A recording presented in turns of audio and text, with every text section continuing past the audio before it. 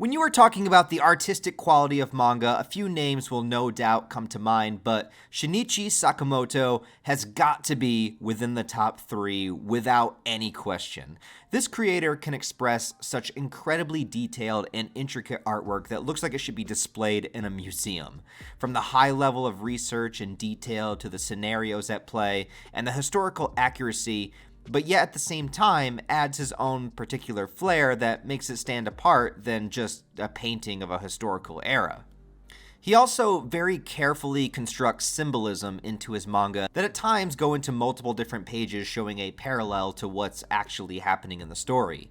From a domineering mother appearing as a giant spider wrapping up its prey, or even having an intricate sex scene literally depicted as a key trying to undo a well-assembled lock. And he doesn't shy away from any of the darkness and depravity of violence or sex when depicting it all within this manga. All of it is cleverly on display here within the story of Innocent and Innocent Rouge. Innocent takes place in pre-revolution France and focuses on basically a family of characters, but they're not your typical family. They have a generational trade of being executioners, and this was before the prominent use of the guillotine, so we're talking about people with the strength and accuracy of slicing a person's head off with a sword, doing it in front of an entire city of people that are bloodthirstily cheering on what they're doing, and it's all deemed as justice. The executioner then holds the severed head to the public as they all rejoice. Now, I've said when I've talked about other historical manga that I'm not a history buff myself, so I'm not here to talk about the historical accuracy, but instead, I read it for the characters and for the story. And the protagonist, if you want to call him that, of this story is a guy named Charles Henry Sanson, next in line to become the prominent executioner of the family and a real historical figure, somebody who by the end of his career went on to have over 3,000 kills, including killing King Louis XVI. And everything in this story about executioners is as messed up as you can possibly imagine. I'm going to keep this review as spoiler-free as I can, but obviously the manga does follow history, so if you know it, you kind of know the overall narrative. However, it's the way that Sakamoto fleshes out his characters and makes them heavily fictionalized that blends in with the actual history that I find to be the most interesting part of this manga. Similar to maybe Vinland Saga in a way that the characters who they were inspired by accomplish what they did in the same ways, however, their character journey is completely fictionalized to make for a more interesting, introspective look at them and what somebody who was fated to follow in the lineage of an executioner would find as a conflict and what causes them to eventually embrace their ancestry. Charles begins the story reluctant to take on his family's legacy. He's drawn slim, feminine-looking, long hair, and even fancying perhaps the other side. He's juxtaposed artistically very much differently than his father, who has that kind of cold, hardened look to him. A father that has no issue literally torturing his own child in order to get him to obey and to understand what he must do. Or even just aggressively fucking his wife every night, night after night, so that he can make more children, so that he can mold them into however he wants. He's definitely a guy with a power complex, and there's also extremely descriptive talks of human anatomy and the best ways to make a kill.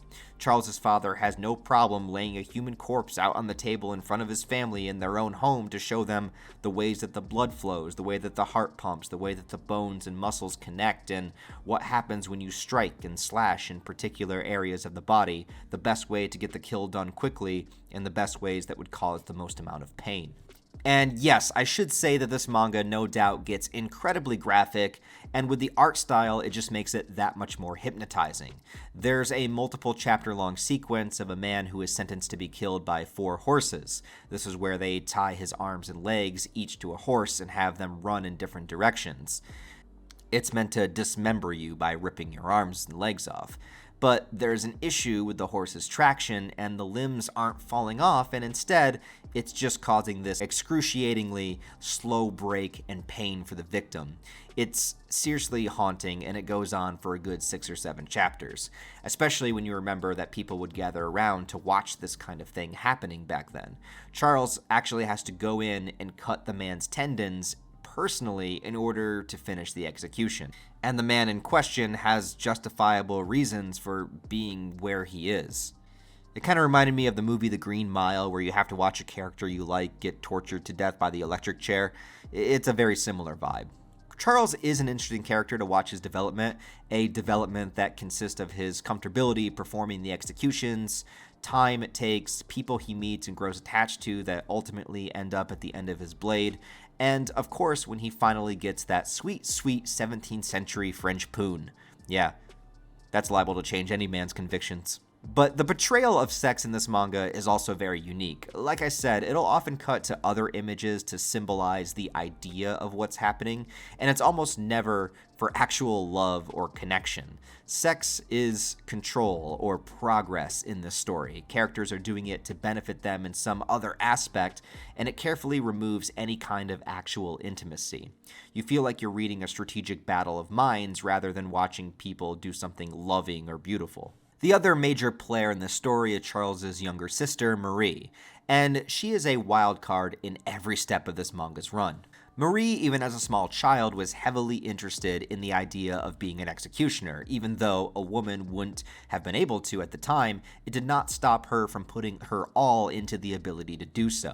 Her and Charles have a very strong connection through their youth, but as the two get older, they eventually butt heads in a bunch of different ways.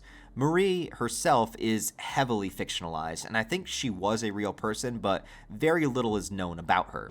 Her character in the manga is kind of that representative of change and progression through France, though at times she's completely terrifying and ultimately kind of becomes a mastermind at many things and points out the hypocrisy of Charles's development as well as the world around her.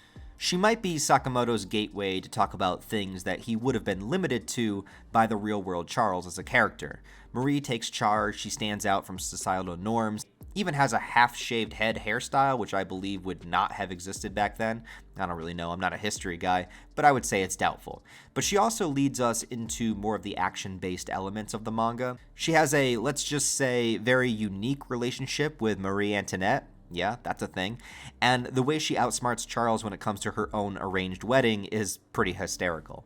During the second half of Innocent, Marie basically becomes far more interesting than Charles, and though the story does try to stay on Charles, again, the limiting nature of the real historical person as opposed to Marie, who is completely free reign for Sakamoto to do anything he wants with, it slowly begins to shift focus more and more on her. And that's not a bad thing because she is an extremely interesting character, but it is kind of sad to detach from Charles, just accepting who he eventually becomes at the end of his development. Now, when I finished Innocent, I didn't know the story had a second part called Innocent Rouge, which I guess focuses more on the beginning of the French Revolution more and keeps Marie as the protagonist. I haven't made my way all the way through it yet, so I won't comment on that just yet. But in case you finish Innocent and you think, what, that was it? When you get to the final chapter, well, that's it for the first half. The second half is called Innocent Rouge. I do have a few minor gripes with the manga though, and maybe this is just because it follows a real-life timeline, and this is just commenting on the story. The artwork obviously is out of this world, 10 out of 10, can't be praised enough. But as far as the story goes, I think it has incredibly high peaks, but in between those peaks, there was a lot of moments where I was not heavily invested in it the way that I wanted to be, and I think a lot of that comes down to it being unable to deviate from history, which probably is why he created Marie as a character to take over the story later. There's times where it jumps in time to new eras of Charles' life, and it can feel very quick, but it's so it can tell the next big thing that happened to him in real life. I get it, but sometimes it feels like we jump from moment to moment without much warning, and when Charles reaches a certain stage of development, well, it's kind of it for him. But this is really a manga that lets the art speak for itself. You kind of have to be down for, like I said, a lot of symbolism and cuts to images that represent what's happening rather than always being on the actual moment. It's an artistic decision that works very well for some, but might be very off-putting to others, and that's for each individual person to decide that for themselves. It did work for me, but it won't be for everybody. Overall, though, I thought Innocent was a spectacle to read through. The art really places you within that 17th century France and within the minds of the characters. And truthfully, there is a pretty good balance here between historical and fiction going on. It's kind of like a dance that happens chapter to chapter, which is pretty impressive in itself. I would definitely recommend it. Just be prepared for a lot of heavily detailed death scenes, sex, symbolism, and if all of that is up your alley, then it's definitely time to check out Innocent. Anyways, guys, if you enjoyed this review, please give it a thumbs up and a comment below to help it out in the algorithm. I'd appreciate it if you did so. Subscribe to the channel if you want to see more manga reviews. And also, you can always go to my playlist page on my YouTube channel and see the manga review playlist, which has all of the manga that I've ever reviewed on this channel. And maybe you'll find something new to read that you would enjoy. Anyway, beyond that, thanks for watching this one, guys. Appreciate your time, and I'll talk to you next time.